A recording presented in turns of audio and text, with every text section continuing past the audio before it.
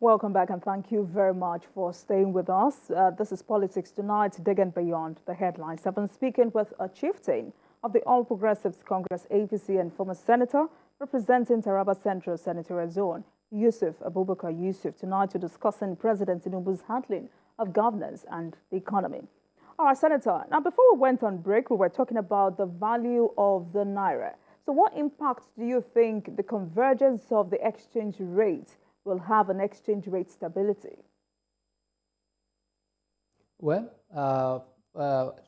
first of all, it will reduce, rent seeking.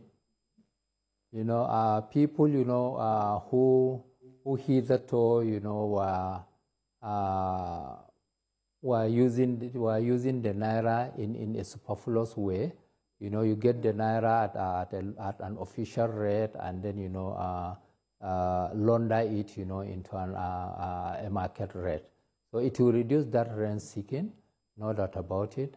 But what we are saying that we are tending towards undervaluing the Naira. And since we are tending towards undervaluing the Naira, we should be very, very cautious, as to not to depreciate the Naira further. Secondly, you see, in this country, there's what we call, everywhere, there's what we call, the learning curve. If the learning curve of these speculators, is very, very short, we are still, going to have a gap again if care is not taken. That is why I said the policies that we think, are solving the problem, the disease is undervaluation. The disease is not overvaluation. So there's no need to continue to think that you can depreciate your Naira further and further in order to match, so the impact is, to reduce rent seeking, and then secondly, to make probably our export, more competitive, and also to reduce, our frivolous, consumption, of goods and services, especially the luxuries and what have you. So I think this is the direction, in which, is going.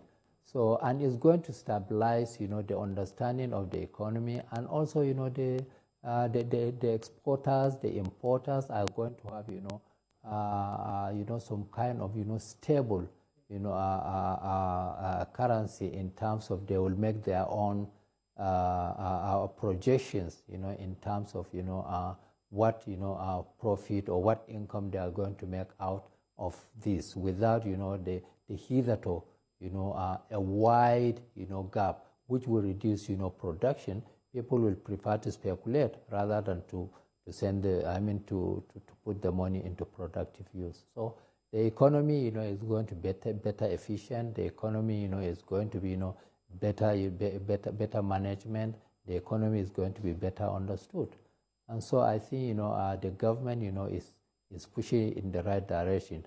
The only thing is that, we have to be very, very cautious in terms of the learning curve of the speculators. If the speculators, could learn very, very quickly and they will go ahead of government, then before you know it, instead of the Naira, stabilizing where it is today, we'll be thinking about the Naira stabilizing probably before the end of the year, maybe about 1,000 Naira, to $1.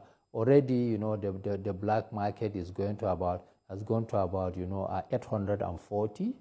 Was it yesterday or the day before yesterday? So if care is not taken, that, we have to find, another, margin of the rest once again. So until we improve the productivity of this country in terms of what we export, and also, reduce our pensions for foreign goods and what we import, we have to de-dollarize, the Nigerian economy. The dollar has eaten into us. People are even, charging dollar prices today. In this economy. So I think, the government has started well. The government is tending too well. There's good intention to do that, but the government, will also have to do what it has started doing. The monetary policy, they are looking into it very, very well. The fiscal policies, taxation and what have you, is being looked into very well. So probably by the time the two reports, are converged, to the government will have, a better, direction in which, it can manage, the value of the naira. All right, Senator. So considering all of this you said, what other reforms do you think the country requires to sanitize its monetary system? Well, again, in our own monetary system, what can a monetarist do other than, you play with your own, interest rate, and you play with your money supply and what have you. So, I think, the central bank, should also look in the area, of managing, the financial sector better in terms of let the banks do what they should do in line with the priorities of government. Government should prioritize, the sectors of the economy. And then the government should use fiscal means in determining where the resources of banks should go. If small and medium enterprises is where can give us, a greater, uplift in our GDP, let the government make it possible for banks to look into that side. If it is industries, let the government apply, fiscal tools to make banks to look into that side. So for me, it's just an interplay of coordinated action between the monetary and the fiscal policy. We should not leave them, as they were before, where there was like a sort of uncoordinated, interferences into one another. So how will you assess the way President Tinubu has handled the economy so far? Well, I would say he has done it well. He has done very, very well within the very short time that he is there. In fact, I don't even expect less. I've known him, a man that, can take, our decisions, as they are. I mean, in the Earth Assembly, we have said, many of us have said, it is going to be tough for the Nigerian people. But it will be, short and medium. By the time it's long run, everything will adjust itself. So I think he has taken, in the short run, he has taken, the right steps to take.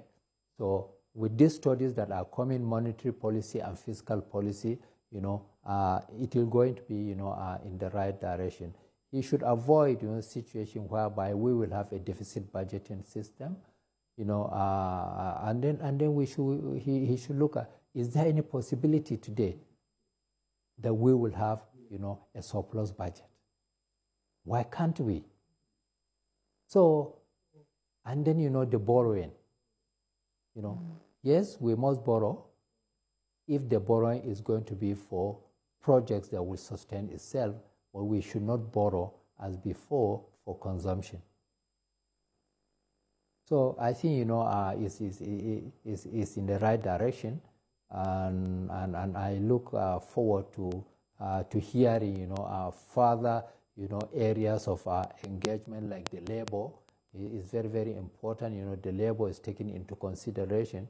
If they say they want 200,000 naira per month as a minimum wage, what are they going to use the money for? We should use that money to improve savings and whatever. So there are so many areas in which the government could, but it has started very, very well in the right direction. All what they need to do is to dot the I's and then to cross the T's. Fantastic. Thank you. So, Senator, Nigeria used to have development plans to drive growth. Would you advocate a return to that era? To drive growth? Nigeria used to have development plans to drive growth. Would you advocate a return to that era? You see, yes, we should. You see, in the past, what I have observed when I was in the National Assembly is that we budget before we plan. That is why, the agencies of government will go to Ministry of Finance, Ministry of National Planning, and they will give them an envelope. This is what you are going to use the money for. That means they are budgeted before they even, are planned. So we should now go into the planning before we budget. We should have long-term plans. as we were doing before. There's no reason why we shouldn't. In the age, ICT, in the age of computers, in the age of information, is available. All what we need is to harness the information and put them better use, and then develop long-term plans. I think we should go back to those areas. All right. So, revenue generation shortfall is a major challenge in the country. What do you think the president needs to do to boost revenue? To bring development again? All right. Revenue generation shortfall is a major challenge in the country. What do you think the president needs to do to boost revenue? Well, revenue shortfalls, yes, there are serious issues. In the area of taxation, I think we should widen the net of taxation horizontally, and so that we should capture, we should bring into the net all areas that ought to have been part of, areas to be taxed. In this country, I bet to agree with some people. I think we are undertaxed. I don't know, there are so many areas that are undertaxed. Yes, the civil servants are taxed, the public servants are taxed, yes, the private sector, they're taxed, the salary earners, but there are so many areas that need to be taxed. Another area is to harness, the income coming from the export of our crude oil. There's a lot of, stealing, there's a lot of thievery there, so we must find a way to plug those holes so that we can generate more revenue. So, and then, if you generate revenue, are you going to carelessly spend it on luxury goods? We import so many of these vehicles into this country, and we have Ethos, that is producing vehicles into this country, So why are we continuously not minding how much foreign exchange we are going to spend on luxuries? We do not afford the luxury that we are spending our money on at this point in time. The government must look into that direction to reserve and conserve revenue, scanty revenue that it is generating. All right, so you talked about widening the tax net. What are those areas you think the president needs to focus on? There are so many areas that, in my own opinion, can be taxed. Like I said, luxury, all these, smartphones, so many of them in this country. I don't know how much of them. Yes, people will bring the issue of VAT. It will be double taxation and whatever. How about the consumption? So it is just to harness and understand that we in this economy, we all of us must put our hands on deck, and not just the government. What is the role of the citizens of this country? The Constitution of this country has clearly defined the role of the citizens of this country. So it is not only government, the citizen also should play a role by supporting the government to provide, better ways of managing this economy. We must change our attitudes. Our attitudes towards, pensions for foreign goods, we must change it. If you look at, our dresses these days, 80–90% of our dresses, are foreign. Television sets are foreign. Our vehicles are foreign. Our tires are foreign. All the industries that we had in those days that were producing tires, that were doing assembly plants, all the industries have gone. And all of this is tied to what I call unfair value of the Naira.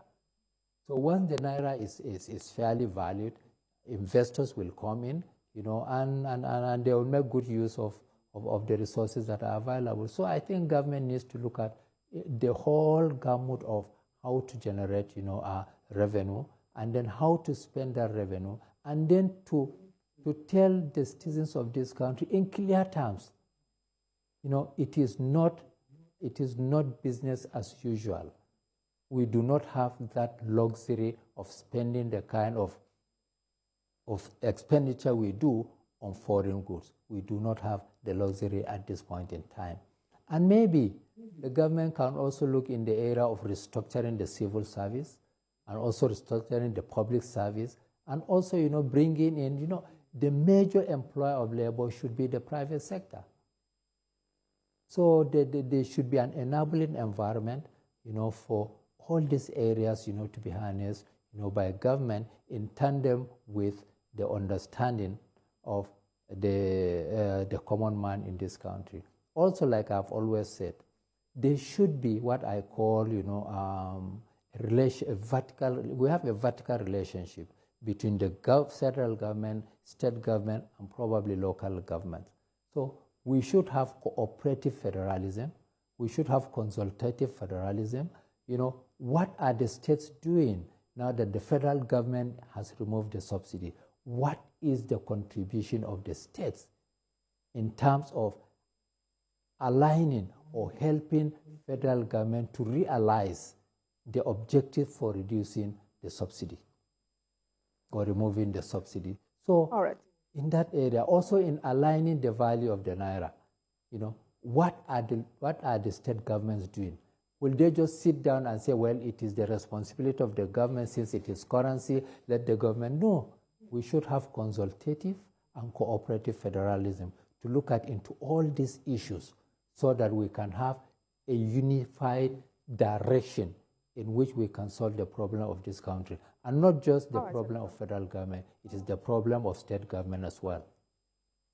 All right, so let's move away from economic matters to the president's cabinet. New ministers are being awaited. For you, what sort of people are you expecting to form the next cabinet? Well, I think the president has said that, he's going to use merit. That's what I expect. Use merit.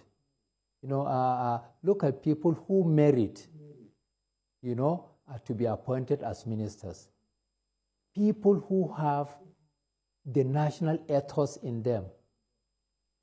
People who understand the challenges that we have at this point in time. But I'm happy that, in the Earth Assembly, we have made, made it possible that there is now a law. The executive will send the list of ministers. Attached to them is their own portfolios. So we should know who is a mismatch or who is not, but he said he's going to use merit, and then he's going to use merit for national unity. So I expect, him in that direction to bring in people who are national in outlook, people who respect, the nationhood of this country, and people who have the merit, whether it's economics, whether it's medical, whether it's, commerce, whether it is agriculture, and what have you. People who merit, people who understand where we are today and how they will also put in, the new hope, that Mr. President, is bringing to the table. So the people should. All right, Senator. So some people. I expect people in that direction. Some people are backing the appointment of a large number of technocrats as ministers in President Tinubu's cabinet. What's your view on this? Well, by simple, putting things on the table, the technocrats, my understanding, knows a lot more of the economy, than others. So if I think, he should have more technocrats, no doubt about it, who know the technicalities of running the economy, whether it is a political economy we are talking about, whether social economy we are talking about, or economy of economics they are talking about. So I think, I believe they should have a lot more technocrats, in the administration of this country at the federal level. All right, so quickly, what areas will you advise President Tinubu to focus on towards reviving, or rather driving, rapid development of the country? Well, thank you very much. One area, that I think, which he has started well, the structure of the tax structure of this country. Everywhere in this world, they are going into tax reforms. I think, he should lay more emphasis on tax reforms and also monetary policy reforms. these are areas that are going to play a major role in moving the country forward.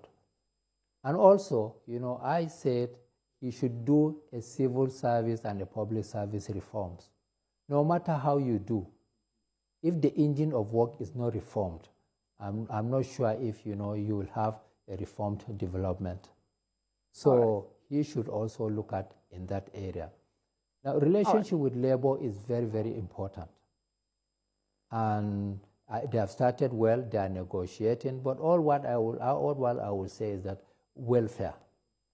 Labor should stick to their own welfare and not to go to other areas that are exclusively government preserved.